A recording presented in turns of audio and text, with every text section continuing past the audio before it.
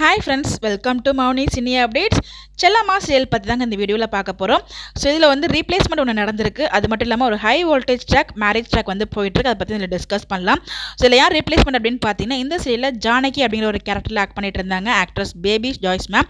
இவங்கள தான் ரீப்ளேஸ் ஆயிருக்காங்க. இவங்களை ரீப்ளேஸ் பண்ணி யார் வந்திருக்காங்க அப்படின்னு பார்த்தீங்கன்னா, ஆக்ட்ரஸ் கிருபா மேம். இவங்களும் நிறைய சீரியல்ஸ் பண்ணியிருக்காங்க. நம்ம விஜய் டிவியில் ஈரமான ரோஜாவே சீசன் 2ல் பார்த்தீங்கன்னா, நம்ம ஹீரோயின்ஸ்க்கு அம்மா கேரக்டர் பண்ணியிருக்காங்க. சண்டைக்குள்ளி சீரியலுமே இவங்க ஆக்ட் பண்ணிட்டு இருக்காங்க. ஸோ அவங்க தான் வந்து ரிப்ளேஸ் ஆகியிருக்காங்க. அடுத்ததாக கம்மிங் வந்து பார்த்தீங்கன்னா மேரேஜ் ட்ராக்குங்க. ஸோ ஒரு ஹை வோல்டேஜ் ட்ராக் மூவ் ஆகிட்டு இருக்கு. இந்த ஷூட்டிங் ஸ்பாட்டில் எடுத்த வீடியோமே உங்களுக்காக இங்கே நான் ஷேர் பண்ணியிருக்கேன். ஸோ நம்ம ஆகாஷ் வந்து யாரை மேரேஜ் பண்ணிக்க போகிறாங்க, ஆர்த்தியா இல்லை ஸ்ரீயா?